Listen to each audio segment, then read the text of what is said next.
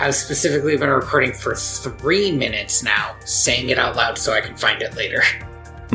Yeah. But if you say it now, 3 minutes in... You should say it then, I guess. Yeah. You are at 3 minutes. Okay. As the crow flies. I was very bad at taking notes for this because I just liked this movie. Because I just watched it, same. I had the same problem, but I just watched it now, so it's a little more fresh in the brain. Alright.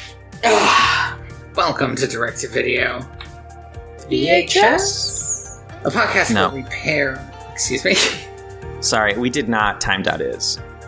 Fuck me. Oh, man. Yeah, we super didn't. Super didn't. Welcome to Direct-to-Video VHS? VHS? A podcast where we pair movies like fine wine. I am your host, Tony Robusto. I am your host, Andy Reyes. Third time's a charm. We did it. We're here. This time we watched Detective Pikachu. We did. We did, and I had fun with it. Yeah. It was good. It was good. It's weird. It's a weird energy when we watch a movie that we like. I felt myself remembering watching it in the theater and being like, I'm still surprised at how not awful that movie is. There is a part of you that expects it to be, right? Every time. When you're talking about, like, Pokemon movies, we just watched Pokemon, the first movie. Parts of it were surprisingly competent, and parts of it were even more surprisingly terrible. It was a movie that was kind of caught between two different, like, philosophies for what a kids movie should be, and also just not very good. Even at its best, if you were going to watch, like, the subbed version, it was basically like a Godzilla movie. Like a classic Godzilla movie where there is a lesson behind the fact that Godzilla attacked, and it's, like, really campy, but fine, you know? And this did not have that energy almost at all. Honestly, this just felt like a really good, like, young adult kids adventure, which is what it should feel like. A little noir-y, which was fun. I like when people take Pokemon and do stuff with it that you're not supposed to. I like Pokemon as a noir. That's weird. Yeah. Well, I mean, my favorite Pokemon game growing up was the Emerald or Ruby or Sapphire, whichever one you played, because... Well, Emerald's the best version of them, because it doesn't have a part where they're like, no, this other evil team's definitely the good guys. Yes, but also I like all three of those games because the plot of the game is we are destroying the world for Pokemon. The stakes are so high for a Pokemon game. Well, Diamond and Pearl, the stakes are the end of the universe, I think.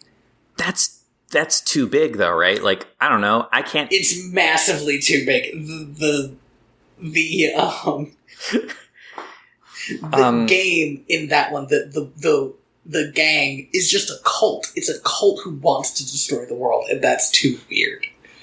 And I was watching May play the recent one, and in the recent one, there's like no villain really. It's just like a kind of slightly over obsessed fanboys. Are we talking about Sword and Shield? Yes, that's the I guess two more have come out since then. Yeah, you gotta be careful when you say the most recent Pokemon game. Because for a second I thought you might be talking about the remake of Sapphire and Ruby, which are probably exactly the same.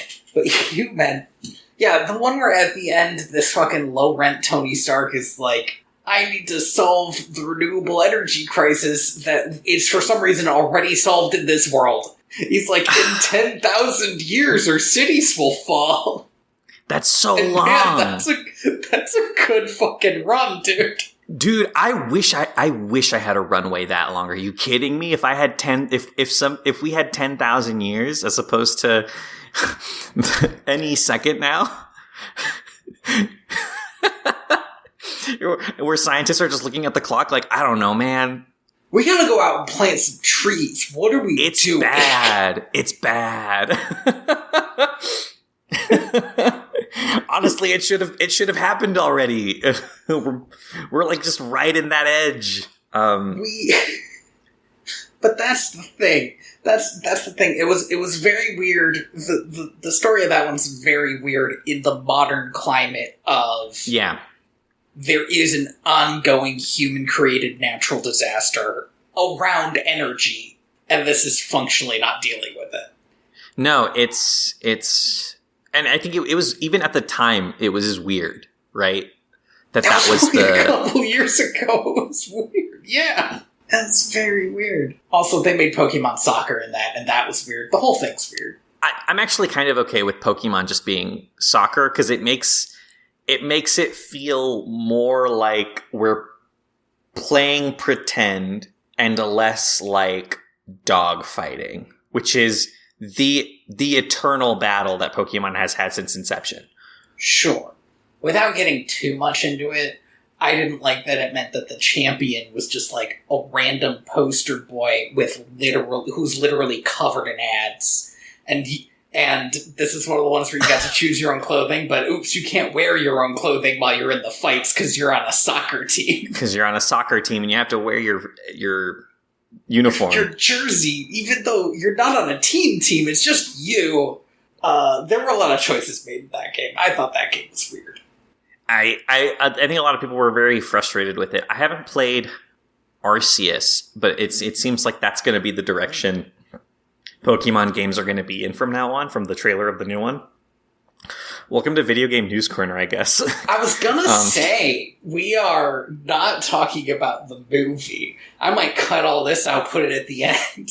Yeah. Let's talk about the movie. Let's talk about Detective Pikachu 2019. So, let's talk, even before the movie. I do want to mention something, because I think it might be my first note. Yeah. What do you think of the designs of the Pokemon in this movie? I like them. Ideally, what I would have wanted them to do. I would prefer they Roger Rabbit it, if they could have. Interesting. But I also understand that is like a uniquely only I personally would have enjoyed that. I think a lot of people would have felt like that would have been cheap. I think the issue with Roger Rabbiting it is that it wouldn't feel like a Pokemon world. Yeah. This is a world where there are no animals. Yes. There are just Pokemon. Instead of seeing buffalo, we see buffalons? I forget what they're called. It doesn't matter.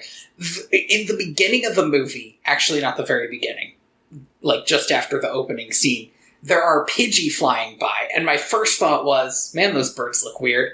And it clicked. Those aren't birds, those are Pokemon. That's why they look so weird. All of the Pokemon look weird. And actually, yes. I'm into it. I'm into the idea that, like, I think that this movie will age much better than other CGI-based movies, because even as CGI evolves, it won't matter because the Pokemon always looked weird. It already has, right? Like, this movie came out 3 years ago, and, like, I don't know, I just watched a Marvel movie. I don't remember which one. That tells you something about the current state of Marvel movies, huh? Doctor Strange. I watched the new Doctor Strange, and it was a miserable time. I hated it for a variety of reasons. But the CGI in kind of the more recent run of Marvel movies feels bad. It doesn't look good. And and like, even going back to like some of the earlier ones, there's just something about it. It's because those movies are trying to look as realistic as possible, and so when people move in them, sometimes it just doesn't flow. And that would have been a big problem if this movie decided that they were going to we are going to try and make these Pokemon look as close to real animals as possible, because that was the other option, right? Right, but instead they just made him look weird. There's a Mr. Mime in this movie who looks too much like a human, and it's disgusting. It's disgusting, but it works. But it works! Like, absolutely. We're about to see Mewtwo, because in the opening scene, You the are first thing you immediately see. told, this is Mewtwo. Mewtwo's here. This is what Mewtwo looks like, and it's honestly a fantastic primer for getting your brain. If you know what Pokemon are, it automatically your brain adjusts to, okay, this is what they're going to look like. I'm in. Right. They don't look like anime characters. This thing looks like an alien. It looks not unlike like a genetically modified abomination. Yes, precisely. They had to redesign the Pokemon in this movie because they did test shots with, I think, like hyper realistic versions, and the Pokemon company wasn't happy with it. Oh man, I'm so glad that didn't get into a trailer before they decided to change it, like Sonic. I think the designs leaked. And yeah, like reception was poor to negative, right? Mm-hmm. And so they actually reached out, and if you are a person who liked Pokemon and were on the internet at all in the early 2000s, you remember that there was a guy on DeviantArt who like made his name drawing realistic Pokemon. They got that guy as a consultant because they knew that his designs already went over well, right? Like his designs already passed the fan test. Right, people liked him. So, and they didn't use those designs directly because I think those designs are still a little too hewing too close to reality. But I think by bringing him on, they were able to pick his brain about like what decisions he made to kind of allow the Pokemon to retain their original proportions and designs and be recognizable while using realistic textures. Because the last thing you want is the like Super Smash Brothers effect where it's just like Mario but with real jeans. He does wear real jeans in Super Smash Brothers. There's so much. The denim is so high quality. It's so like, realistic. Why? I should not be able to see the individual follicles of Mario's hair, and yet I can. Yet. So this is pretty familiar territory. Mewtwo breaks out of a lab. Yep, it's sort of his thing. Hey, have you heard of Mewtwo? Have you heard the good news? Have you heard the good news? My guy needs to stop getting put in labs. Like it's happened at least twice. They say in this movie, and I was gonna say this later, but here we go. They say in this movie that he broke out of a lab 20 years ago in Kanto. Which means that this movie canonically takes place at least 10 years after Ash Ketchum's adventures. I mean, you say canonically. I think it was just a wink nudge to the fact that 20 years before this, the game this movie, yeah. But yes, there is definitely a bit there that's like, wait, so what does that mean for this character? It means that the red XP at the beginning in the battle scene that you see that is kind of mimicking the intro to the original Game Boy game could just be 21-year-old Red or Ash, depending on your preference. How do you feel about our main character, Tim Goodman? Mewtwo? Oh. Yes, our main character, Mewtwo. I will tell you what I like about Tim. He is maybe he's the perfect protagonist for this movie. Mm-hmm. I have, like, minor issues with him as a character. Like, oh, why did he make this decision? Whatever. But that's fine. That's just, like, movie stuff. The reason he's a great protagonist is we need to know in this movie that when people catch a Pokemon in this world, they are catching one Pokemon. It is their partner. They, like, together with this Pokemon, basically go about their normal lives and do their normal jobs. It's like a world where everyone has a therapy dog. Yes, pretty much. Which exactly. Sounds amazing. Yeah, you know what? Except your therapy dogs can shoot fire if you want. So that's why he's great, because he doesn't have a Pokemon. So his friend tells him that he's been scoping out this Cubone for him. Cubone, if you don't know, is called the lonely Pokemon. I take issue with the idea that every Cubone is wearing its mother's skull, because that's just not tenable in the long term, but that is the lore. And it's always crying because it misses its mom, because sure. Well, there's no such thing as mommy issues with mommy. And so Tim goes to catch this Cubone, and this Cubone wrecks his shit. That's great. I enjoy him getting absolutely destroyed. Which also sets the tone for what the violence of this is going to be, which is also good. There are some things that happen later that, had the stakes not been established here early on, I'd be like, that person's dead. But because we're in like a semi-Looney Tune world, I'm like, oh, that guy's probably fine. There are some people that are definitely dead, but they refuse to say it. No, they're fine. They're fine. There's a scientist, okay? There's a scientist. Yes. She's dead, right? Okay, yeah, No, yeah, she's dead. She's definitely dead. She's like super, super defo dead, and like nobody's saying anything about it. Yeah, unless Mewtwo psychically made all of that glass miss her, she went through. We saw what happened to the door of that facility. Like, that woman is a shadow on the ground.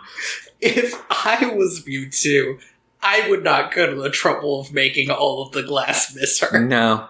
In fact, I would probably make all of it hit her on purpose. Yeah, why not? like, actually, how dare you? Who's gonna convict me? There's no crime. There's no legal system in Pokemon, but there are cops. There are cops. My favorite thing about this movie, actually, is that, spoiler, Pikachu's a cop. However, Pikachu hates cops. Yes. Pikachu, like, multiple times talks about, like, not going to the cops because, like, they won't understand or they can't help and all this stuff. And it's like, Pikachu does not trust, like, the actual institutions that he is working for. I have to imagine that that's just a result of, like, watching all of those old detective movies. Like, listen, I've seen movies. You can't trust cops. So, out of curiosity, do you think that Pikachu, the character as a Pikachu, was watching those movies alone in that apartment? Because the TV was on. Yes. Okay, let's take a step back. That's 20 minutes into the movie already. Yeah, Tim Goodman doesn't have a Pokemon. And I think one of the other good things about his character is that it feels like him not having a Pokemon has kind of unstuck him from society. Like, he is an outsider because of this, and he refuses to acknowledge it. Speaking of which, can I bring up another person who may or may not be dead, but they're certainly not saying? Mm-hmm. His grandmother is maybe dead. We only see her in flashbacks. I think the implication is that his grandmother has also passed away and that he's just there by himself. Right, because the reason his friend wants him to catch a Pokemon is because he's leaving. And he's like his last friend from college still in town. Well, and his friend mentions that no one else he knows is in town, and I think the implication is like, you have nothing keeping you here. Why are you still here? Right. And his friend just wants him to have like something. Just like, have a therapy dog, right? But he doesn't catch the Cubone, and so it's just him alone working at this insurance company. I have no problem with people who work at insurance companies. I'm sure if that's your whole thing, you are a pretty sad person. Because I imagine it's mostly moving data around. You can't be friends with spreadsheets, though. What if you have a Porygon? Okay, well, maybe you can be friends with spreadsheets then. But he doesn't have one either, so... No, they're not in this movie. I think it's good to establish that this is... that the act... I don't know how to say this, right? But, like, I think everybody... Or maybe not everybody. Maybe I'm just showing my whole ass here. I think but I feel like everybody feels like they've missed something in society. Okay, so not only is this probably true in general, but specifically it would be true about this generation who just spent 2 years inside. Yeah, exactly. Sometimes I will go back and watch a movie and think, wow, this feels prescient just because I spent like an entire year and a half indoors. especially as a teenager, I think teenagers especially have this feeling of like, I missed the how to be a human class in school, and everybody knows that I missed it. And I think the great thing about having a main character in this film be somebody who has like a tangible reason why they are kind of unable to move forward with their life is it makes him not only relatable, but also makes you want to root for him, because you want him to find that tangible thing and to be able to live a life and not feel like you're stuck because you missed a choice. Because he is defined by one choice.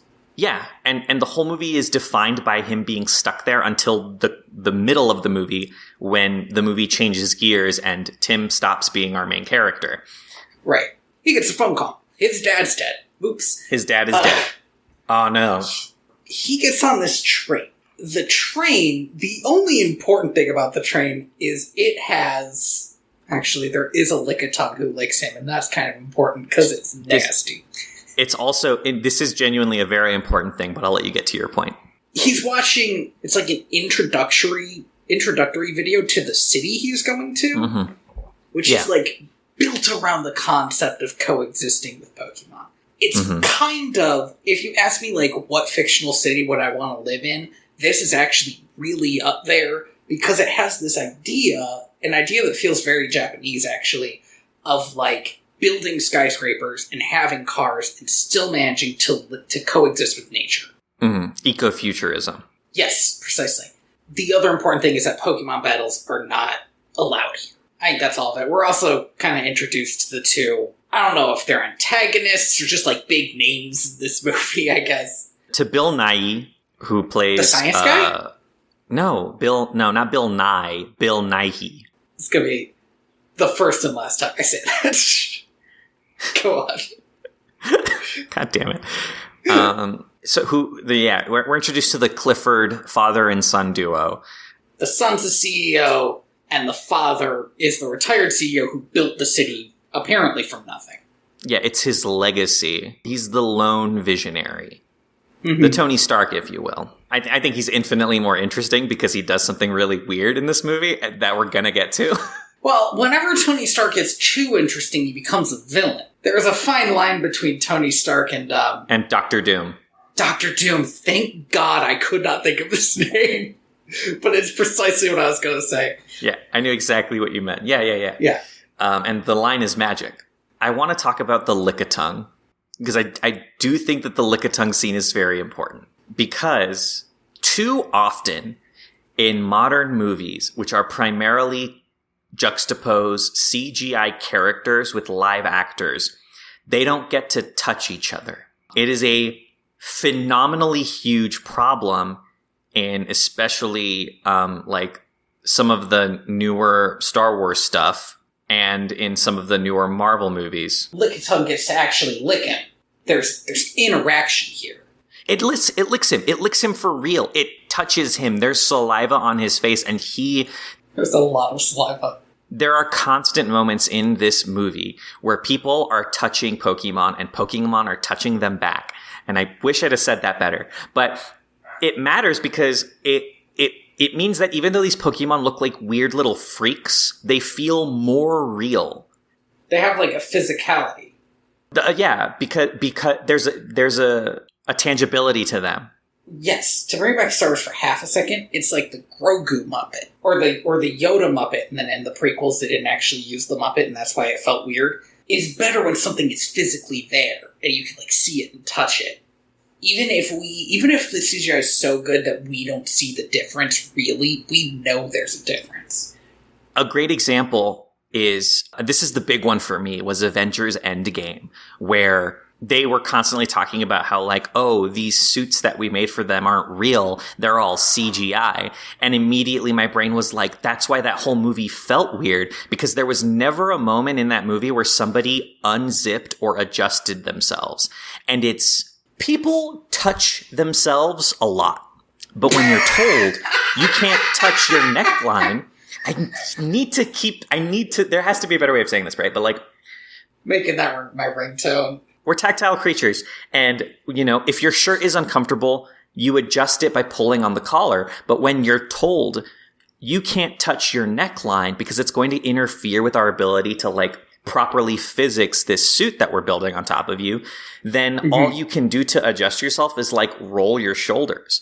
And once you notice that, you notice it the entire time. They're never touching anything. Anything that isn't specifically made for them to touch, they're not touching it. And it's weird. It feels alien. It feels like, it doesn't feel like you're watching people in a space doing things. It feels like you're watching actors on a stage trying not to touch boxes. It completely like readjusts the performances, and it also ruins your ability to like tangibly believe that anything is happening. But in this Pokemon movie where all the Pokemon look like little freaks, and the CGI is genuinely not that good, it's more believable because they're like, you know, interacting with each other and like pushing on things, and the world breathes and breaks and changes and shifts in ways that aren't real but feel more real. How do you think they got the Lickitung Lick? I think they had a guy with a wet pad in a green suit just walk up to him and just start rubbing his hand up his cheek. Wonderful. I love it. And a large part of why it works is a testament to these actors, right? Like every single one of them is like hitting those beats very well. So Tim goes to Rhyme City, that's what it's called, and he has an incredibly awkward conversation with Ken Watanabe that I love. I felt so awkward just sitting there watching it. This guy was basically like, you know, your dad really cared about you. He's like, I'm gonna leave. I don't know you, and I don't know him. Right. Like, I love that conversation so much because it feels like real conversations I've had before. It's weird. It's like that kind of thing where, like, you know, if you know, and we're probably too young to really see this a lot, but if you know somebody and they have a kid, you kind of feel like you by proxy know their kid, so you can kind of see what this captain's going through, where he's like trying to connect with this kid that he doesn't know through his dad and his like probable grief there, right? Except he's not exactly grieving. That's not like the right word for it. He's cutting and running is what I think the closest thing I can say. It's like he lost his dad like 20 years ago and never dealt with it. Because his dad was still around, and now his dad's not around, and now he has to deal with it, and there's no like structure there for him to do that with anymore. So he makes his way back to his dad's apartment, and that's when we're introduced to Detective Pikachu, who's got a little hat. He does have a little hat. I love that this little hat is the aesthetic choice of the actual Pikachu. It's his hat. And I also love that everyone is like, why the fuck does he have a hat? That's weird. It's weird that he has a hat. He's like a little human. Well, I'll tell you what. There actually is something that Chamie pointed out that I have to agree with on a certain level. The Pokemon should have names. Yeah. If you don't really know Pokemon that well, it is easier for people to be referring to them as Pikachu or Psyduck or Aipom, which is about to show up. But they should have names because everybody calls this Pikachu Harry's Pikachu, and it's not that useful, and it sounds weird after a while. Or they say to Tim, they're like, your Pikachu partner, and it's like, that can't be the way to say this, right? This is too much. I have to imagine that there was a lot of arguments over whether or not to have nicknames for the Pokemon. I don't know what the right answer is, though. I definitely think it's weird. But I also think you do run the risk of people just going, my favorite Pokemon is Eric. That's the issue, right? It's a problem that really only exists because Pokemon is such a big brand, and you don't want any of that brand to be obfuscated. So Harry finds this juice. A tube of R. It's labeled R, which is a fun little Easter egg. Yes. It's on his dad's desk. and he pops it open, and it must be under immense pressure. Because so much purple mist comes shooting out of this stuff. And he's like coughing up, and he opens a window, and he shoots it all out into the air outside. And then it drives mad a group of apalm, which are monkeys, but at the end of their tails they have another hand. This is the scariest scene of the movie. It is very intense. It's like a horror action movie scene. It's like being chased, and I'm annoyed at myself that I said horror action movie and then this was the only thing I could think of. It's like being chased by gremlins. Gremlins are a joke horror monster, but still. Something small, but could, totally kick your ass if it got a hold of you. They're chased by the apalm out onto the street. I don't like that Ryan Reynolds can only play one character now, and that character is just Deadpool. I find it very frustrating. This is possibly the best use of that. It's sort of like Eddie Murphy as Mushu, where you're like, this actor and his characters can be kind of a lot. But when put into an adorable little animated body, that works. Yeah, and I remember when it was announced that Ryan Reynolds was going to be the voice of Detective Pikachu, I was a little abrasive because I was already tired of it. But I think he does a good job. I think he tones it down a lot for this role because it's a kids movie, so he doesn't he's not saying bad words, which is nice. 2, I also think he's just less. He's not an asshole. Pikachu is very earnest and wants to help and wants to do good things. And it's such a nice reprieve to have a character that just wants to, change the world and solve crimes.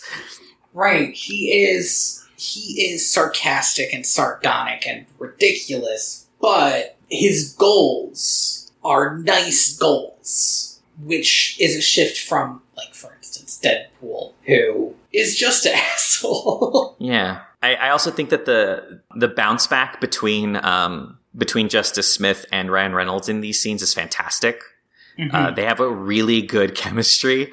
It's actually kind of weird that it works. I mean, you were just talking about physicality. I don't know if Ryan Reynolds was in the room for any of this, Yeah. Or if this is just a well-directed movie. I don't know how you get good reactions to somebody who's not there. I'm genuinely curious. I didn't have time because it's been very busy lately to do any hard research into how this movie was made. I would be genuinely very shocked if Ryan Reynolds wasn't at least in the room with him for rehearsals and shooting, so that they kind of knew what they wanted out of him, out of Justice Smith. If that is just him acting to nothing, that is fucking impressive. And he deserves a commendation for it because you couldn't tell at all. He doesn't slip up once. And neither does, I wish I noted her name, but I didn't because the credits were going by too quickly. Catherine Newton also does a fantastic job. Although I think it's a lot easier. She mostly interacts with her Psyduck. And Psyduck's just a Psyduck. Yeah, it's just a Psyduck. It's not talking back to her. So I can imagine them just having a big old plush for her to just move around and have on her back and stuff. But I'm still impressed by Justice Smith's performance because it's so hard. And if you haven't seen the behind the scenes of how they made Star Wars Episode 2, it's really hard apparently for actors to act when it's just them.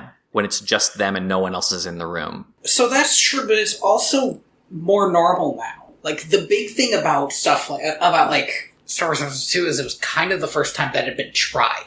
But since then, we've had a lot of movies. I mean, you were talking about the Marvel movies, or the Transformers movies. Not that I'd say that everybody in those is doing a great job, but there are a lot of movies. There are a lot of movies where somebody has to act across from somebody who isn't really there. Yeah. Or they have to react to a thing that's not really happening, I definitely think so, but I still don't think it's the norm. I still don't, and also I don't think it's a thing that you're trained for, right? Even though it is standard now, I don't think any actor like looks forward to it. And also it's not what you want to be doing as an actor, right? Like famously during the making of the Hobbit films, Ian McKellen had a really hard time because it was so against what he was trained to be as an actor, as a stage actor and a Shakespearean actor, that to act to lights, right? Like it was unnatural for him, and he was very frustrated with the entire process. And I think even if it happens more often, the fact that we're pushing so hard to move away from green screen, especially with these newer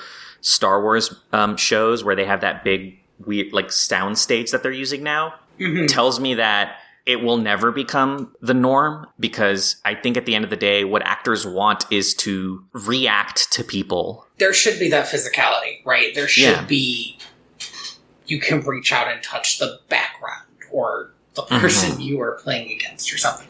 But for whatever reason, it's working in this movie.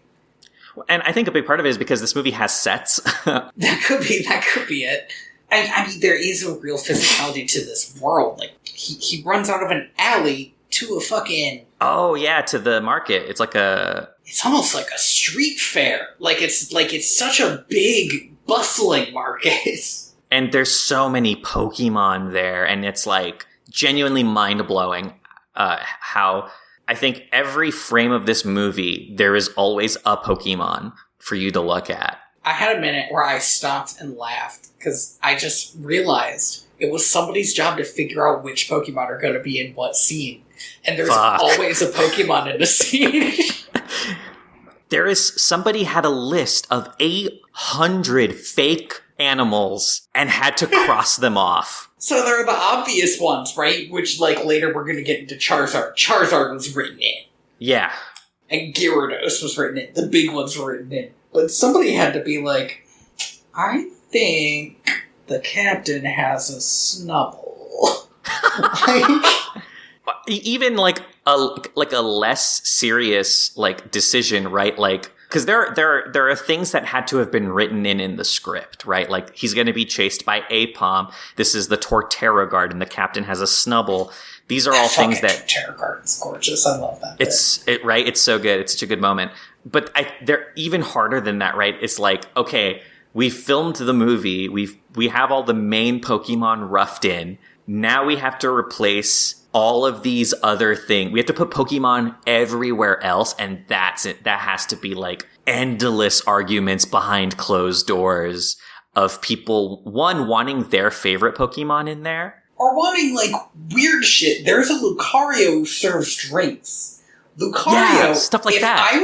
If I was listing, like, best Pokemon to serve drinks, he wouldn't be in the top 100. He has hands. A weird little creep. Lucario makes sense, especially if you have, like, an island-themed place. But it was just so weird to see Lucario, because they are, like, one of the weirder Pokemon. One of the weirder-looking Pokemon. Are you sure you mean Lucario? No. Shit. Because I just realized who you were talking about. And I don't think they're Lucario. Oh my god, I keep saying Lucario, that's the stupid punchy one. Yeah, that's the Smash Bros. One. Yeah, that's the Smash Bros. One. God, this is gonna be... Here, I can figure this out. Oh my god. Ludi... Okay, I don't even feel bad about this. Its name is Ludicolo. That's it, Ludicolo. That is a weird choice, for sure. Because he's just this weird, like... honestly, if you look at the anime version, kind of looks like a Muppet. One of the Muppets that, like, there's a human in there, a full-size human. And they did make it look like that, too, which is very good. Yeah, and I know I said it before, but one of the things I genuinely love about this movie is how they will not shy away from having Pokemon be very off-putting and weird. Pikachu orders a drink from this Ludicolo. He goes, and drinks him a drink. It's ridiculous. I mean, there's a moment in this movie where we get to see a Gengar, and it's horrifying. It is a horrid-looking thing. It is in this fight, and I looked at that for a second, and I'm like, that Gengar wins. I don't see this thing losing a fight against anything. Again, yeah. If I look at it, I surrender. It's like a poison cloud of ghost. Is what it is. It's so intense. And its teeth are so big. They go to get a coffee because Pikachu is addicted to coffee and talk about what they know of the case. And Pikachu is convinced that Harry isn't dead because he's not dead. And they were both supposed to have died in that car crash. Mm-hmm. So he thinks that they can, like, backwards solve the case that Harry was on. And it would lead them to Harry. Yes. Harry or the person who supposedly killed them. I need to clarify something real quick. So Harry is not part of the police. I think he is. He doesn't have an office. And he was hired to track down... I think he's... Oh, is he not? Maybe he's not. I thought, the first time I saw it, I thought he was just a cop, but in this second viewing, I was like, maybe he's just a private eye. He's just like a really clean private eye. It kind of makes more sense if he is a private eye. They should have made it more clear. They should have made that more clear. Honestly, before you said it, before you asked the question, I was like, yeah, absolutely. Because I remember being irritated when I was watching this movie, because I was like, you don't hire a cop to find a Pokemon. But it would make a lot of sense if he actually was a private eye. I wish it had said PI on his door or something. Yeah, in his apartment door or something. Just like a basic private eye thing. We meet the reporter before this, around this time. I feel terrible that I just watched this movie, but I didn't take any notes. So what's great about her is she is introduced after her Psyduck, and the Psyduck watches Harry go through that door, and he, like, looks over and he's like, why is the Psyduck watching me? What does he say? He says, are you here to scare me or rob me? Psyduck just, like, creeps behind the trash can or something. What I kind of like about her is she Lucy is, I think, her name, right? Yes. She believes that she is in a noir film. And she kind of is, so good on her for that. But she starts every conversation like she is the main character of a noir film. One, she's in a different movie, and that's great. Uh-huh. But two, she is the protagonist of whatever movie she's in, and I love that for her. I like her character so much, and I think she provides a really good foil for Tim, because unlike Tim, she knows exactly where she wants her life to go, and she is running after it. She's not waiting for the world to let her be a world-class reporter. She's just doing it. Not doing it super well, or else she wouldn't be an intern. Well, she's doing it pretty well. She's doing it okay. She has hooked the idea of doing this story, and she wants to find out what this story is. I love their interactions so much. I think they also, Catherine Newton and Justice Smith also have really good chemistry in this film. There is a thing that I think Justice Smith is really good at, which is he's really good at, like, switching up his energy depending on whether he's responding to her or Pikachu.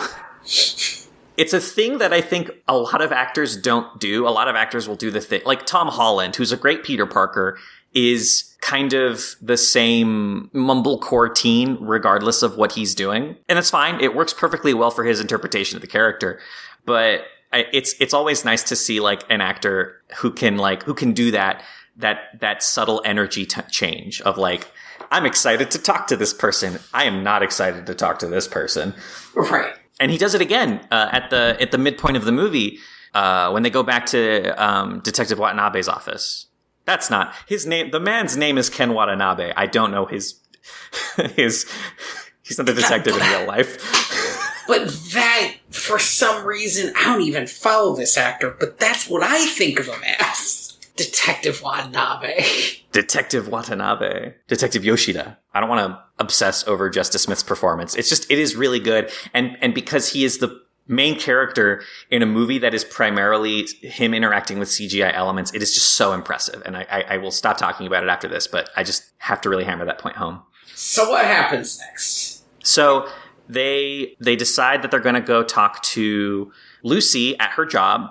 This is when we see the thing that I was kicking myself. When I watched the movie the first time, I started kicking myself. I was like, you idiot. You know Pokemon lore. You know when regular Ditto can't turn into a human, and you ignored that. You ignored that happens. It just happens in front of you. It just happens right there. The Ditto turns into a human, and I know Ditto can't do that. That's like the restriction of Ditto. They can turn into anything else except a human. His son even says, and nobody likes your Pokemon. Nobody likes your Pokemon. He means this Pokemon that you made in a lab is creepy. It's fucking creepy. We don't like that. And I didn't even get it. I just thought, oh, hey, it's kind of nice that the disabled guy has a Pokemon that can push him around. It's a Ditto. It's nice. It's turned into a human. And dummy. If that were true, he would have just had a Machamp. Yeah, or a Chansey. I feel like Chansey's the big nurse Pokemon. Yeah. Didn't even think of it. A fool. The whole movie is filled with like little clues to let you know that spoiler alert, that Bill Nighy is the true villain. It's wild.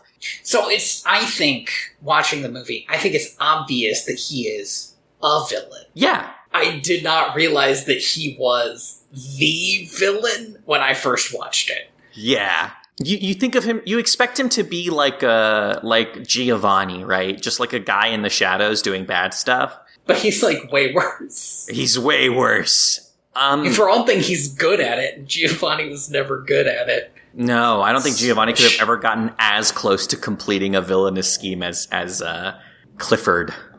The big red dog? He could get away with anything. I'd forgive him.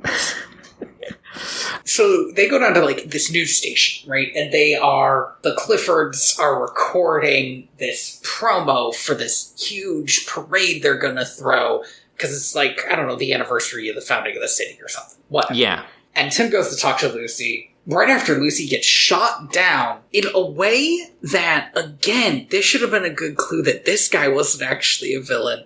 She tries to talk to the CEO of her company about a news story that she has. And he says, you can't run a news story unless you, like, have evidence for it. Find evidence and we'll run your story. Which, one, that's, like, way nicer than he needed to be about it. Then he tells her that she's wearing bad clothes, and I was like, maybe he is a villain. But I think that was supposed to be a red herring moment. Yeah. And it also, one other thing he does is when he talks to her, he pulls down his sunglasses so that he can look her in the eye. It's wild how much effort they put into this movie. But after that, Tim and Lucy go to like talk about what they can do to actually research this crime. And Lucy mentions that his dad had a source at the docks. So they go down to the docks. This is a fun scene. It's also a scene that you can watch, I think, in its entirety on YouTube. It was like the scene that they used to promote this movie. They knew what they had. It turns out the informant is a Mr. Mime, which is one of the creepier Pokemon, and maybe like literally the second worst one. I mean, I think it depends on what your definition of worst is. I mean, maybe there are other bad Pokemon, but I don't think you can get worse than Jinx. I think Jinx is the worst, for sure. The worst, because Jinx is a weird racist caricature that honestly should just not exist. This Mr. Mime is a mime, and they have to figure out how to talk to it like it. So there's this whole fun scene where they have to like get into its head. They have to mime an interrogation, and it's so much fun. Something that May pointed out is Pikachu is in this scene really bad at interpreting Mime's miming, which means that his dad was really bad. Was probably and but maybe Pikachu was good at it. Yeah, and so May was telling me, do you think the reason Mr. Mime was not excited to see them was because he was trapped with them for hours while Detective Dad had to like really struggle to figure out what he was saying? Stop telling me I miss my son. I do like that idea. Pikachu does keep on trying to turn Mr. Mime's clues into, like, personal revelations. So Mr. Mime tells him about this, like, underground Pokemon fighting club where they produce this R, where it's distributed. Yeah, it's being distributed at this place. So they go to this place, and the guy who I guess runs this Pokemon fighting ring is like very aggro about Pikachu being here because Pikachu electrocuted his Charizard and messed up his coat. But Tim says they can have a rematch if he tells them where the R is coming from. So they go in for the rematch, and did we mention that Pikachu has amnesia? It's kind of... Oh, yeah. So Detective Pikachu doesn't remember anything about what happened, doesn't remember whose Pikachu they are, or even who Harry Goodman is. They just had the name on the hat. Yeah, all he knows is that he has a name in the hat, and he knows he's a detective. And for some reason, he can talk to Tim. So one of the things that Pikachu doesn't remember how to do, though, is how to fight. Any of his moves. This Pikachu can't even do, like, quick attack, probably. And meanwhile, this guy doses up He roids up his Charizard. With this R, which of course makes the Charizard go crazy. Bananas. And this is a really fun fight scene, partially because at one point, Tim has to, like, run in there and, like, he steps on the Charizard's tail. Attempted murder. Which is, yeah, if you put out that fire, he could die. Or will die.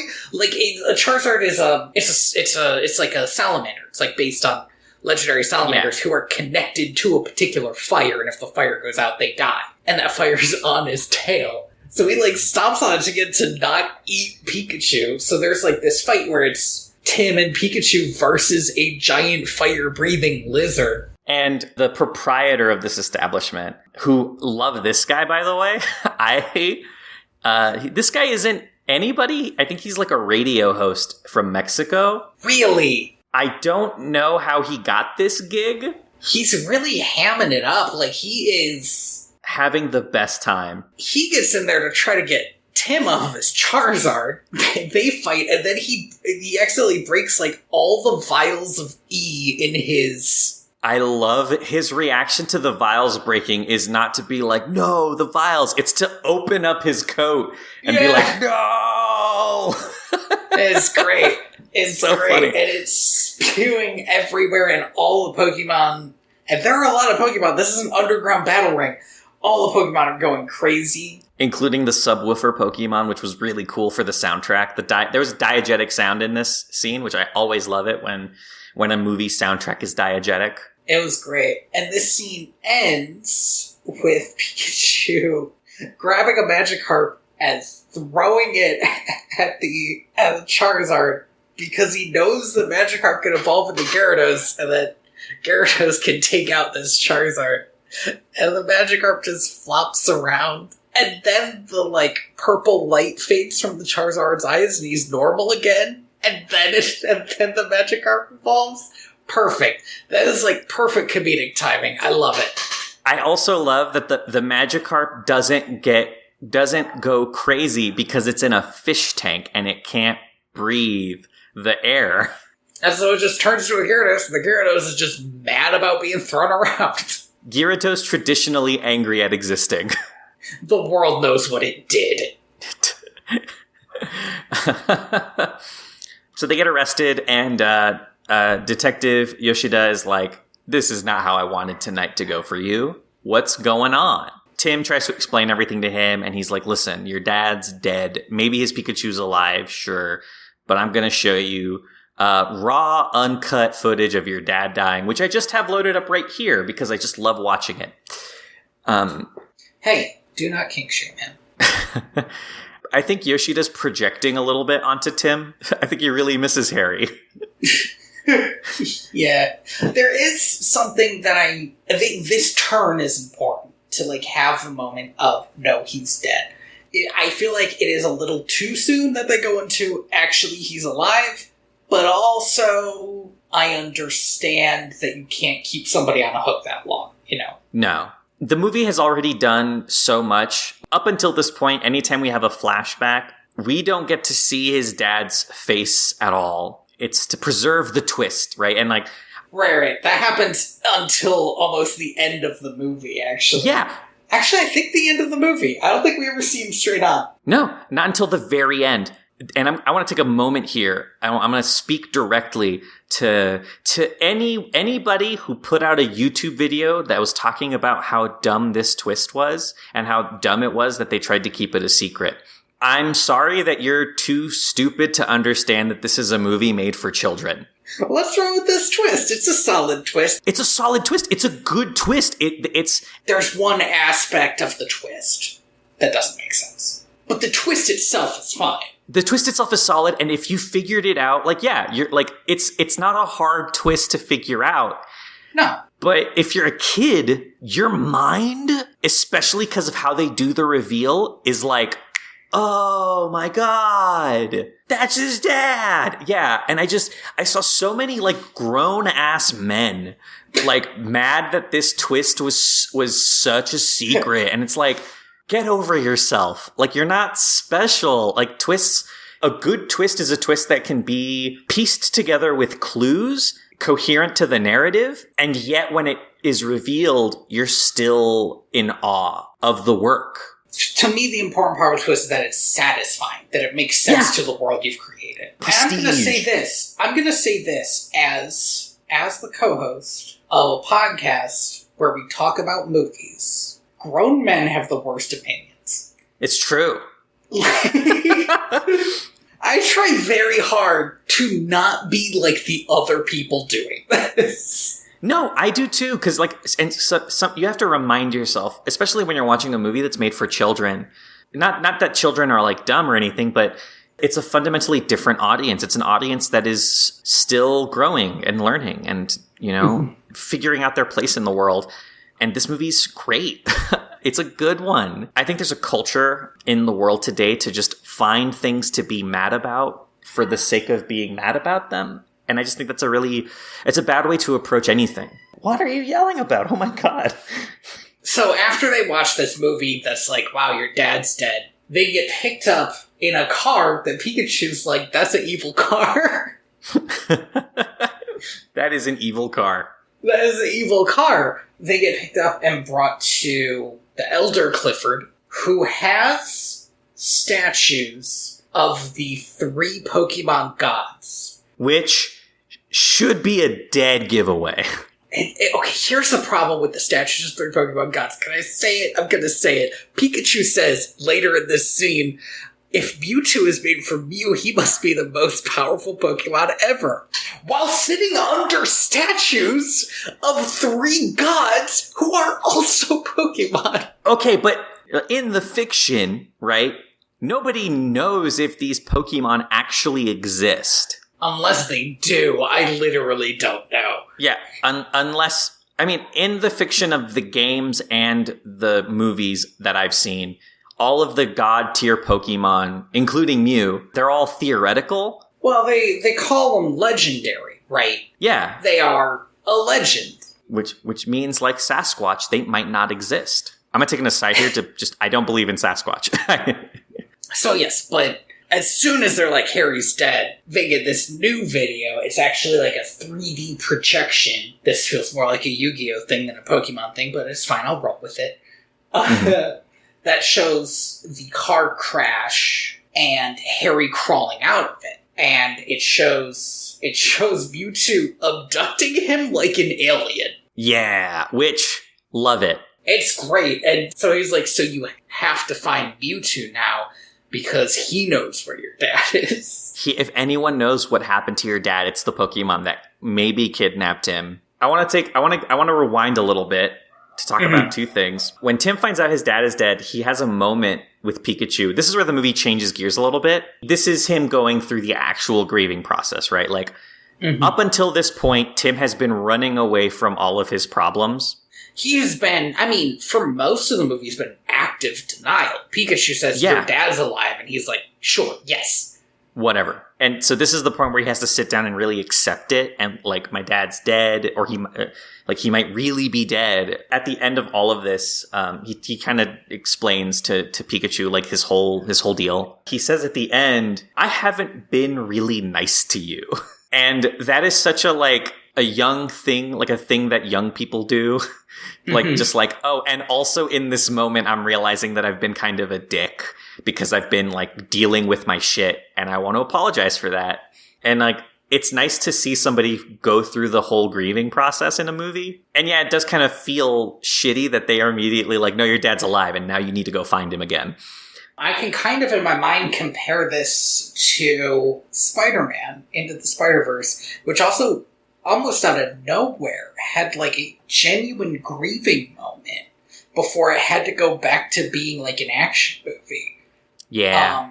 And I don't know if kids' movies are getting better with that, or if all movies are getting better with that, but it feels like there are a few in recent memory that will like give you that moment of catharsis before you have to move on. I think Into the Spider-Verse definitely one. It does it a lot better because... Oh, that one hits it way harder and hits it very well. This one, there's literally like one conversation before. Literally the next scene. Yes. But also, Into the Spider-Verse has the grieving moment is set aside, but it culminates, right? We come back to it. And at the climax in a way that is really powerful, right? Like, grief doesn't make Miles weaker; it makes him stronger. It makes him it fulfills him in a way, right? Like, it helps him realize who he wants to become. And God, that scene makes me cry every time I watch it. This movie, it is instead used as a kind of a handoff moment, because this is the moment where Tim stops being the main character. Right? He has learned the lesson he needs to learn. He's learned to run at the world instead of away from it. And now Pikachu's the main character. Because Pikachu has not learned the meaning of his existence at all. Why is he here? So, time to go find Mewtwo. So I guess they pile into Lucy's tiny car. Love this car. Love this scene. Pikachu points out constantly that, like, Psyducks are walking nuclear explosions waiting to happen. So, they are listening to spa music in this car so that Psyduck does not get stressed, because if he gets stressed, he'll get a headache and he'll basically, like, shoot psychic waves everywhere. And nobody wants that. And Psyduck is, like, using this as an excuse to get, like, foot rubs from Pikachu. You don't hear Psyduck's end of the conversation, but at one point Pikachu does say, "Of course I care about the kid. What are you talking about?" And when they talk about how there's like a disgraced Pokemon psychologist working at this lab, Pikachu's like, oh, well, maybe she can find out the long-term effects of sitting in a baby seat next to a bomb. It's great. The whole thing's solid. That disgraced scientist is probably the one hard death count of the movie. Oh, I cannot imagine. There are other scientists in that room. I have to imagine that they're all okay to bad. They weren't in front. Yeah, they weren't in front, though. Most of the energy went straight forward, it seemed like. Also, Mewtwo's opening line, like the first thing he says to Pikachu after he escapes is, "Humanity is evil," which makes me think that he probably didn't try to save her. He probably didn't try very hard, although it turns out that was an edited version of what he said. Yeah, it still is what he said.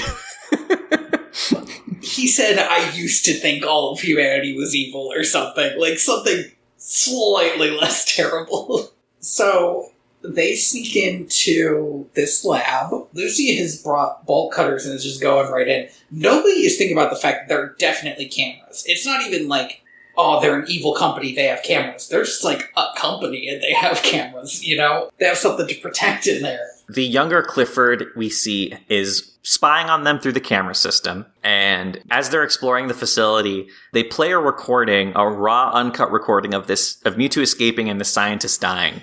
And this is our second clue as to who the real villain is, because this recording is made using his, like, weird, like, holo technology. Yes, with the holographic technology. See, at this point, I still thought, oh, they're both villains. Like, they're obviously working together on this. But me, a fool, did not put it together. This twist must be satisfying because I'm still mad about it. When I think the first time I watched this movie, instantly I was like, okay, so Bill Nighy is the villain.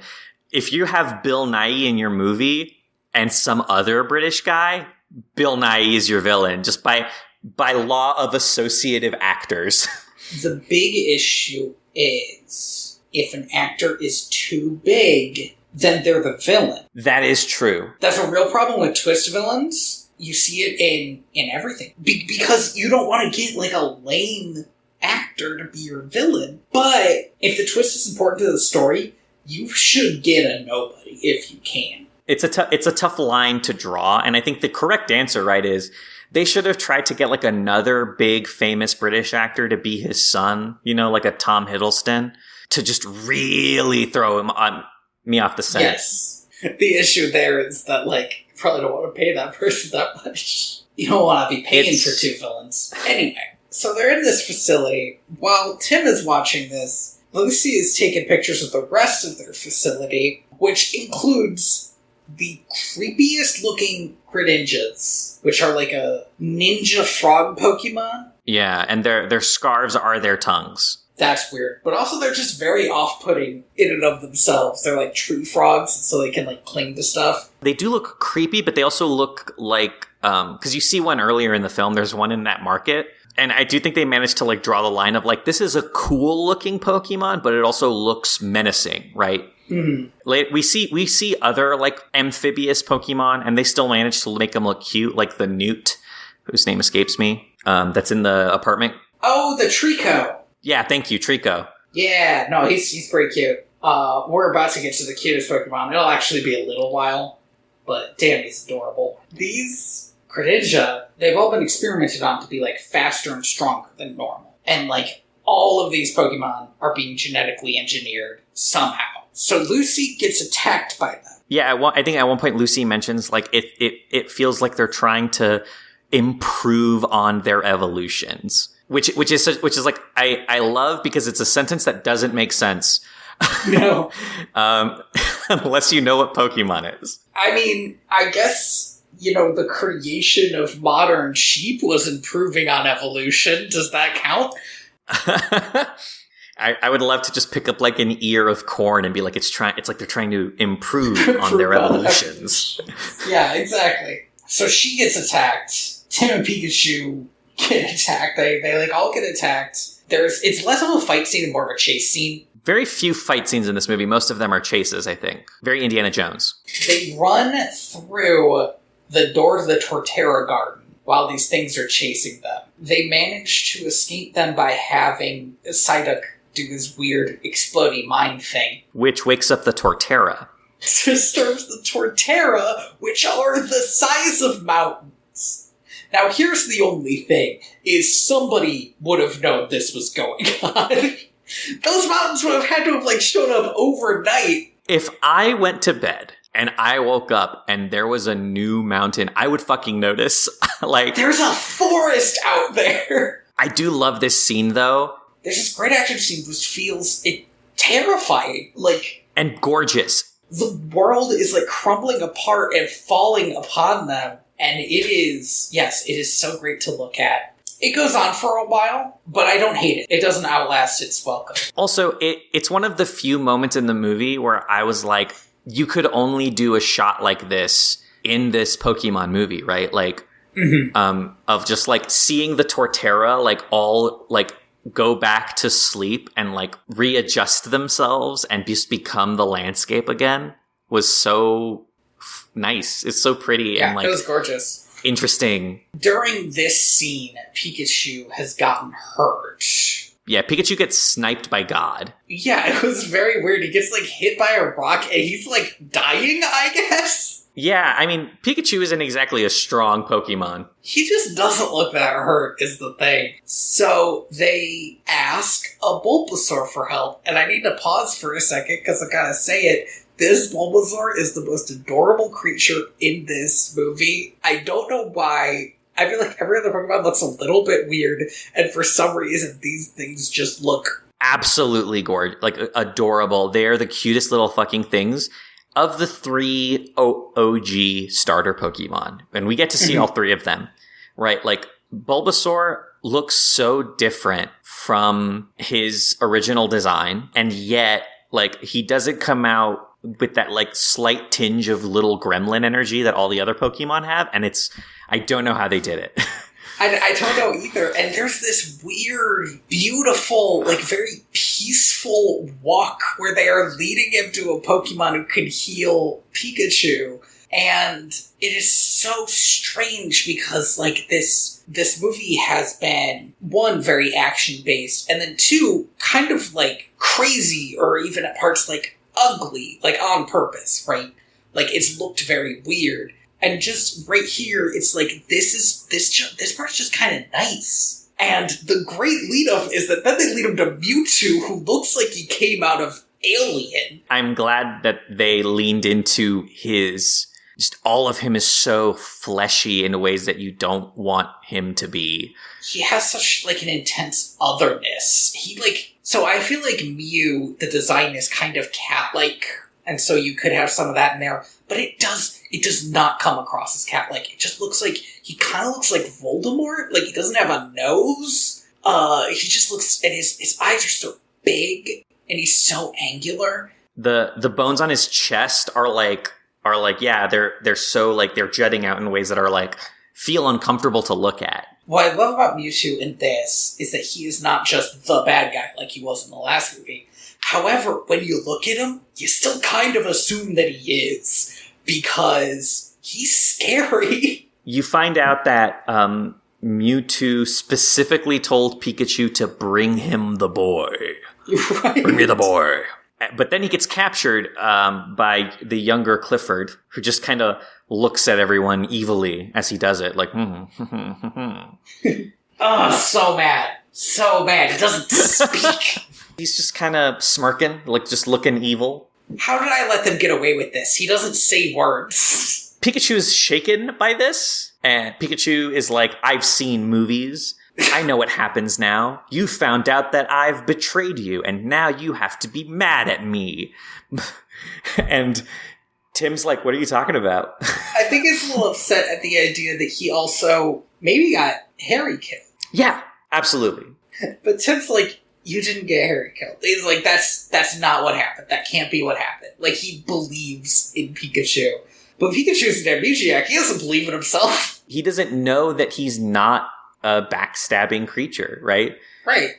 He doesn't remember. So Pikachu needs some alone time, shocks Tim in the process. And Tim's like, well, all right, well, he's dealing with some stuff, but we gotta go tell Elder Clifford what happened here. Yeah, that's the smart move. As soon as he gets there, Bill Nighy has gone full Green Goblin mode.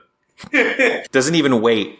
He does have some big Green Goblin energy, actually. He's got a son that he doesn't like.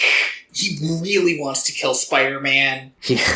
Yeah, I thought it was really weird when he throws Tim across the room and he's like, how dare you, Spider-Man?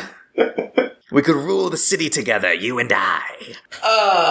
That's not what happens. No, but he does put his brain into Mewtwo's body. Yeah, he does. This was the point in the theater where I was like, okay, I have no idea what's going on. This is not what I was expecting. So while we were watching this, Jamie went and checked the rating for this movie on Rotten Tomatoes. Its rating is not that good, which I thought was crazy. And she even saw a review that said that it did not take its premise to, like, absurd enough points. And I was like, this old man just uploaded his brain into an alien. Like, what more do you need? This is it. And he's not even done. This is step one of his two-step plan. Yes.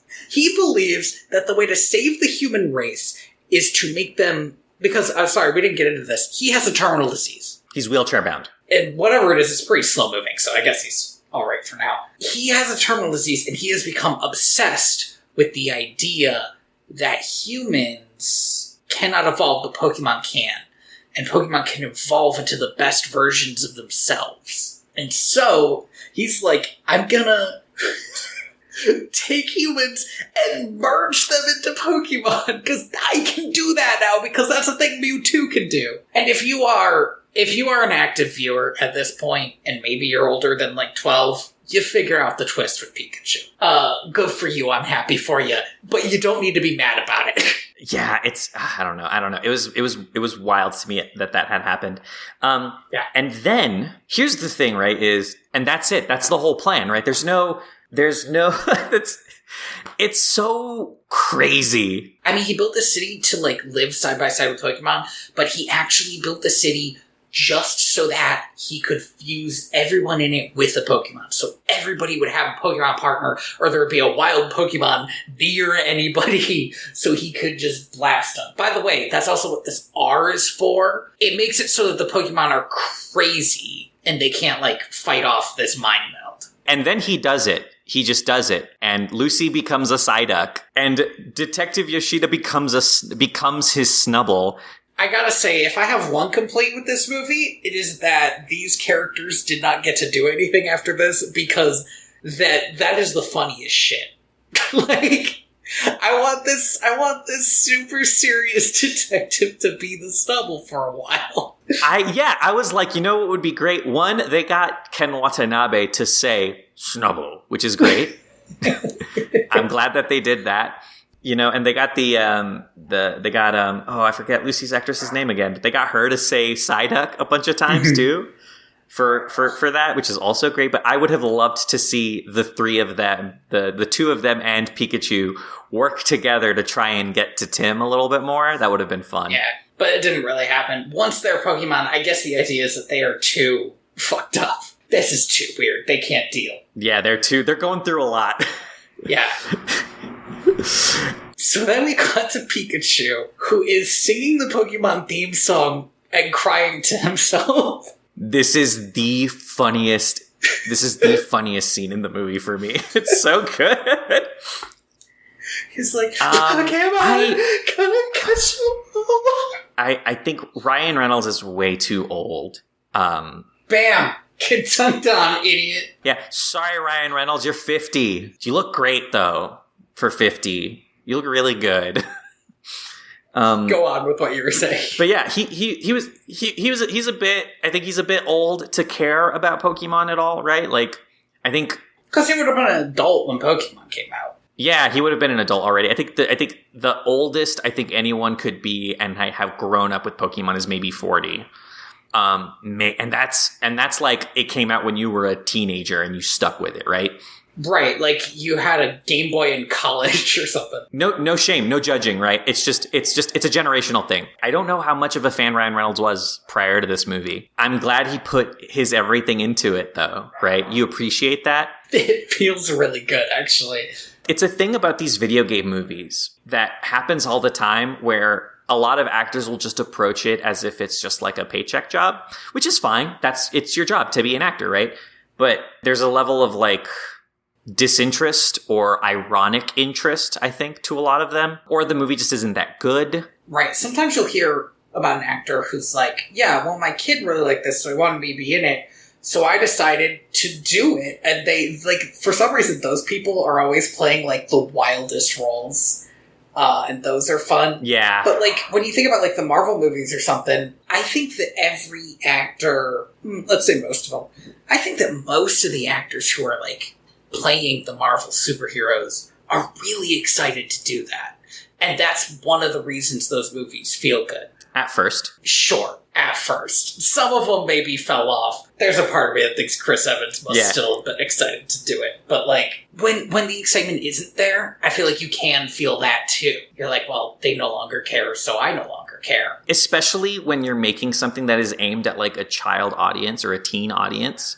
What you need is that earnestness. Because if you come at it with anything less...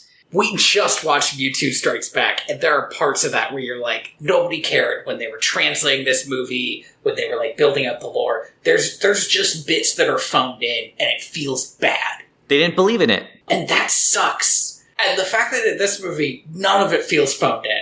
It feels like the world building is so on point. It feels like Ryan Reynolds gives a shit. it's almost scary, right? Like, everybody involved in this project must have clearly loved Pokemon. And that's amazing. One, I just think that's amazing, right? I think everybody kind of likes Pokemon now, and that's awesome. But two, and this is a true story.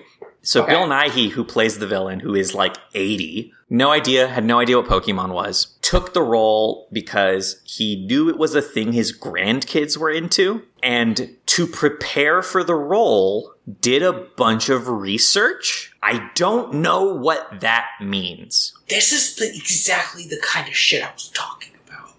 Although I am very curious about his research, because if he spent some time on Wikipedia, he would just be confused. But if he read all the manga, he would get a completely different idea than it is if he sat down and watched all the movies.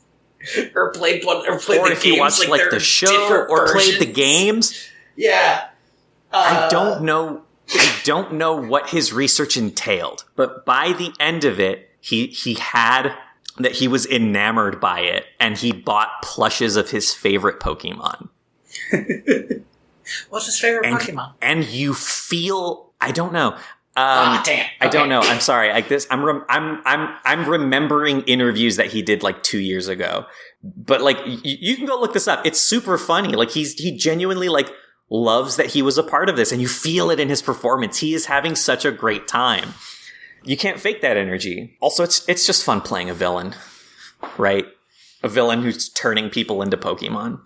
Another energy, by the way, that Elder Clifford has, really good, really deep Kaiba energy. Oh yeah, I mean he has this sort of I will tear down God and replace it with Pokemon.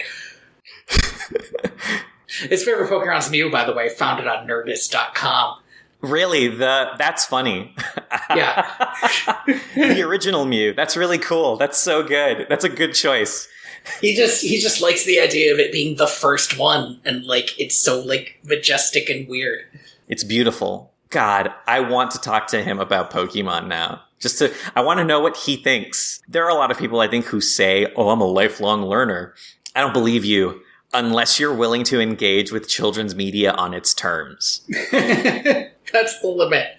Pikachu finds a Greninja star. He's like, Greninjas hacked the car. And Clifford would have been able to tell us that, which means Clifford's the bad guy.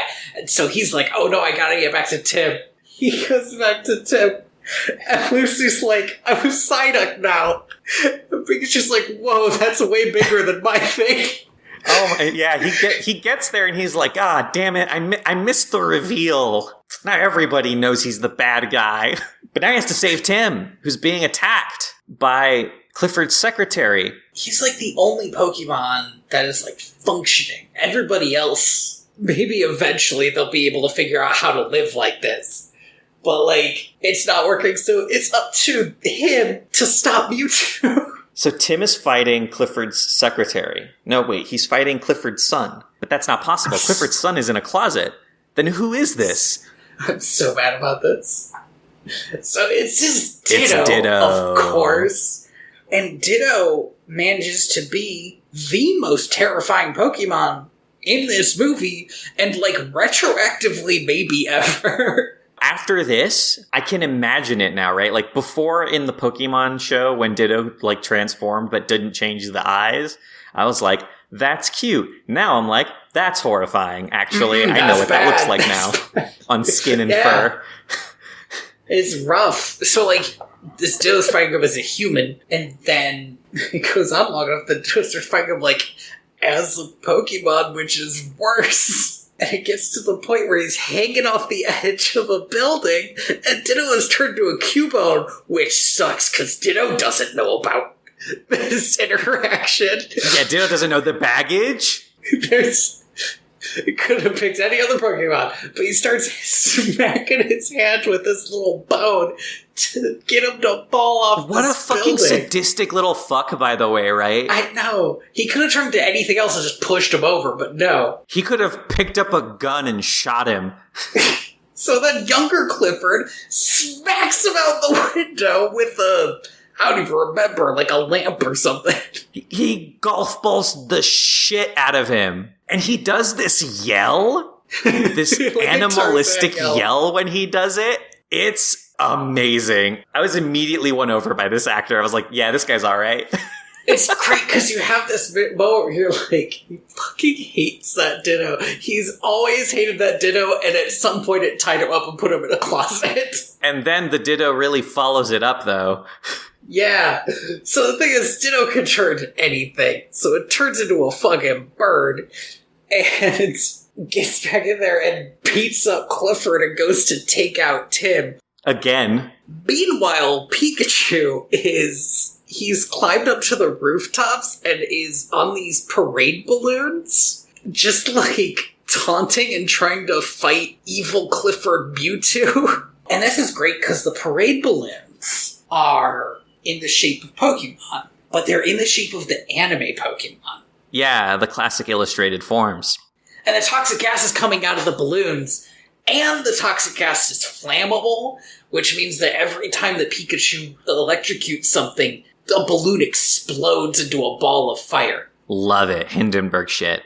It is a really solid fight, and when you're watching it, you can buy that Pikachu is holding his own against Mewtwo. It's a big problem in the anime, right? That like it makes no sense, but it's fine because it's a cartoon. And so the work that they put into this live action movie to like give Pikachu an environment to play in that plays to all of Pikachu's strengths and all of Mewtwo's weaknesses is fantastic. Like again, they didn't have to put that effort in. Because Mewtwo, but here's the thing, Mewtwo does not have weaknesses. Now, technically, yes, he does have weaknesses because all Pokemon do, but the character Mewtwo is not shown to have any weaknesses. Clifford, though, is like a narcissist, right? And you can work with that. So he keeps underestimating this Pikachu, and this Pikachu is like exploding these balloons and doing this huge tackle because he doesn't even need to win. He just has to distract the Mewtwo so he can't kill Tim before he gets that thing off of Clifford's head and turns everything back, which he does do after he drugs Ditto. Does Ditto... Hey, I have a question. Does Ditto die? No, I think... Because it kind of looks like he's dying, but also he might just be super high and, like, chilled out right now. Yeah, Ditto got so roided up that he could no longer focus on maintaining any form, including its own gelatinous mass. Yeah, so he just turns into a pile of goop. Just a stain on the floor. And then Tim pulls the thing off of Clifford's head. The one issue I would say I have with this is it's not ever said that Mewtwo couldn't fuse somebody with himself. Maybe he can't. But if he could, Clifford should have done that first. I would have at least tried, right? Right. Giving it a shot. So that this specifically doesn't happen. But it's fine. Clifford is defeated. Mewtwo separates all of the people from the Pokemon. And then is like, now there is one more Pokemon who I must separate from their human self. Oh, who could it be? Who's he talking about? Here's the problem with this twist. There is a problem with it. It is not explained for what reason Mewtwo would need Tim. I think the implication is that Harry was so hurt that if they separated him from Pikachu just raw style, that's not what I want to say. That was weird, but keep going. He would just go back to dying from the car explosion. So it's like a DNA thing, you think? Yeah, he needed coherent DNA to be able to use to heal him, I guess. Maybe, but that's not said. It's not said. There's a version that I was thinking about that I don't hate, which is there's no reason why he couldn't have separated him earlier, except that Mewtwo can see the future. I was probably like, I'm gonna need your son to make it so that I'm not mind controlled. Like, that would have been interesting. I'm thinking about it. I would love if this whole thing had been planned by Mewtwo. Oh, Mewtwo gets captured immediately. My alternative, I think another great alternative would be if Mewtwo was just like, man, this guy has a lot of hangups. While I'm transferring this guy's soul into this Pokemon, he's got a lot of hangups about his son. And I think we could really drill down and solve those issues if they go on a fun adventure together. Do you think that Mewtwo absorbed the Pokemon psychologist? I just think it's going to bring them closer as family. Maybe the Pokemon psychologist isn't dead. She was just brought into Mewtwo's mind. Mewtwo's like, okay, yeah, I got this. This is easy. Baby shit. Reconciling a father with their son? Baby stuff. All I need to do is put the father's soul into the Pikachu's body, give them amnesia. I reconciled with my father. It wasn't even hard. We just almost destroyed the world. That's how you do it. Mewtwo fixes everything. Mewtwo leaves.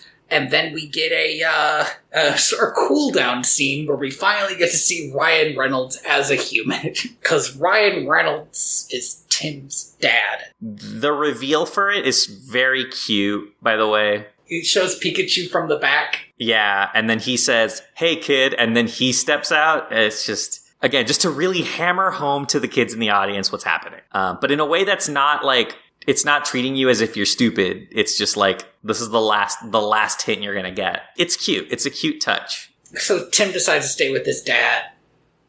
He's gonna maybe be a detective. End of movie. There is a pretty good credit sequence. Oh, the credit sequence is so good. I think Ryan Reynolds mentions that his grandma is waiting for him at home, actually. Does he? He says, like, say hi to your grandma for me. Well, then it seems weird that Tim doesn't go home, at least to say bye. It just seems like they might have to move grandma out eventually. Oh, yeah, just move grandma into your little 2-bedroom apartment. Well, Hell yeah. What support system does she have? I think we can both safely say that we like this movie and we think everyone should watch it. Is that correct? Or are you going to hit me with a twist? Jen, I'll tell you what I wanted as I was watching this movie. I thought to myself, everybody knows what Pokemon is now. And yet I still want to watch this with somebody who has no idea what Pokemon is. I want to sit down with like a 50-year-old who like maybe their kids are into Pokemon, but they don't really know. And I just want to be like, so what do you think of this? Tell me, what's up? Yeah, what's up? Because the last movie we watched did not care if you did not know anything about Pokemon. It was taking for granted that you knew what it was talking about. And this movie really held your hand for like the first 20 minutes in a way that wasn't even like obnoxious. It just like worked because they were going by different rules than what we were used to anyway. So we need to see it. I think part of it is just being willing to... I hate using this terminology. I think it's a disgusting way to talk about art, but I think part of it is that a lot of times when you're dealing with video game IPs, there's a struggle to let them breathe and let them just be the stupid thing that they are and be okay with it. I think part of the reason why Detective Pikachu and Sonic also work is because they're allowed to be what they are. I don't think Sonic is nearly as good as this movie, but I think it has all of the same strengths. I just think that too many times people come to these like video game or children's IPs and they don't respect them, right? They don't respect that these are things that became popular for a reason. It doesn't need to be art. It just needs to be fun. And maybe along the way you can find something in there that's artful. Yeah. And like we were saying, it feels like everybody gave a shit about this movie. That's the thing that feels strange about it, honestly. It has much less like Marvel movie energy than it has like indie movie energy sometimes. Yeah. Or Cats energy. It feels like a lot of caring about this movie. I firmly believe that everybody involved with the production of Detective Pikachu believed that it was going to be a great thing. And they were right. I want to play a game with you, Tony. This movie was directed by Rob Letterman. Do you know what else Rob Letterman has directed? No, I don't. This is going to be a trip, huh? We usually do this at the top. He doesn't have a large... I like having it here at the end. He doesn't have a large oeuvre. But the first thing he directed was a CGI short in 1999. His first feature-length film, co-directed with Vicky Jensen and Bebo Bergeron, and it was in 2004, a little movie called Shark Tale. Huh. His next movie, co-directed with Conrad Vernon, was a 2009 movie called Monsters vs. Aliens. So he went ahead and he directed maybe the two genuinely worst DreamWorks films. Like, I don't even think there's competition for that title after you've gotten past Shark Tale and Monsters vs. Aliens. Nobody liked those movies. Well, let me tell you what, in 2010, he had his live-action debut with the live-action comedy loosely based off of the 1726 novel of the same name, starring Jack Black, Gulliver's Travels. Now, the novel starred Jack Black? Yes, the novel starred Jack Black. He wasn't in the movie at all. I don't know if Gulliver's Travels was a good movie. I know that it wasn't Gulliver's Travels, but also I don't feel like you need it to be. Gulliver's Travels is it's a parody of the time, which means that you would have to change things anyway. But I don't know if it was bad. I've seen it. It's not good.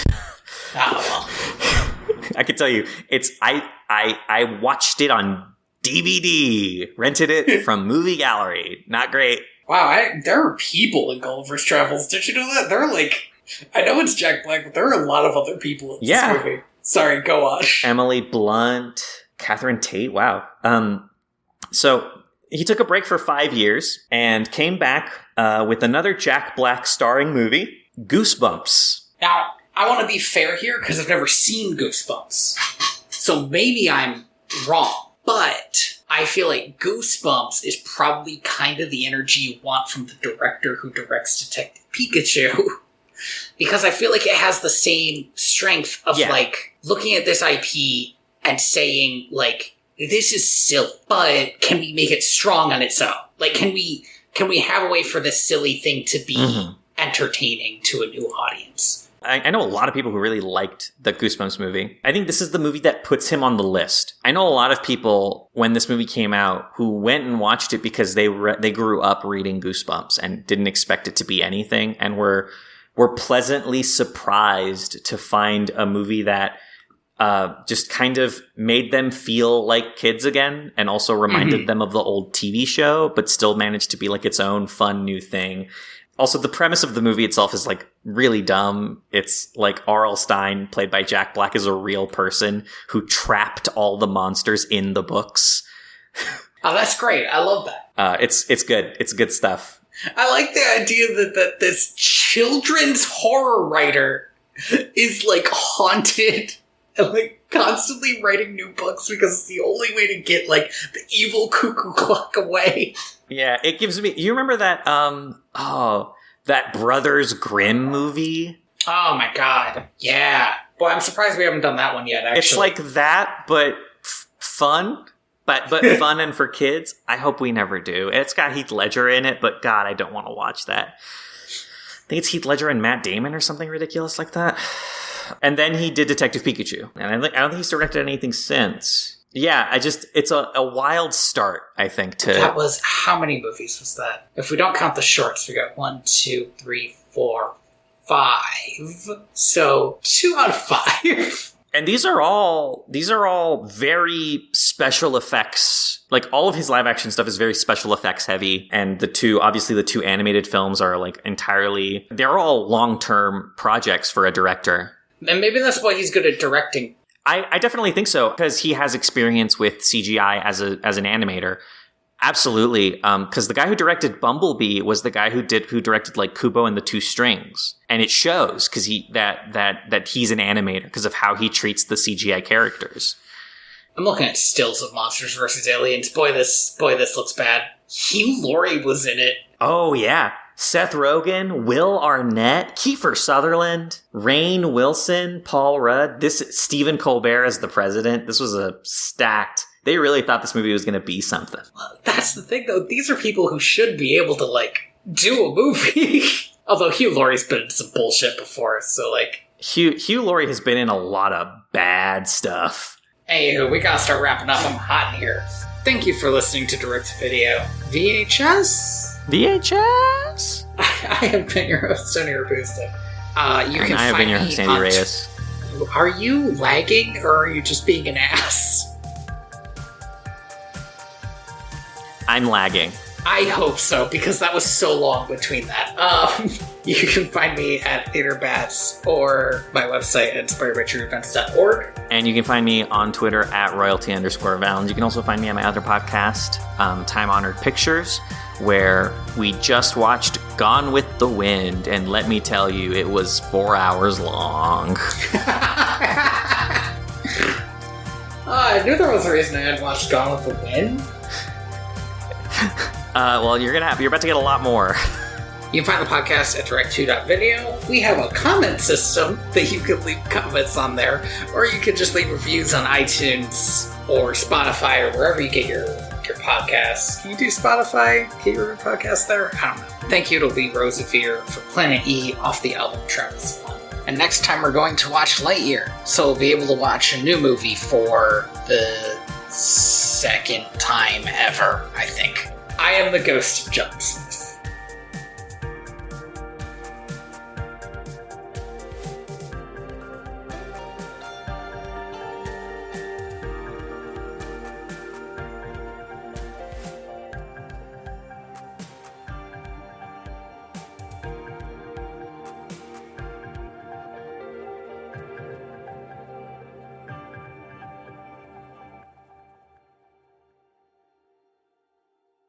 Hold up. You say newer. The newer Star Wars stuff is better with it. The prequels specifically were very good at it. All right. I guess specifically I'm talking about like the kind of sequel trilogy.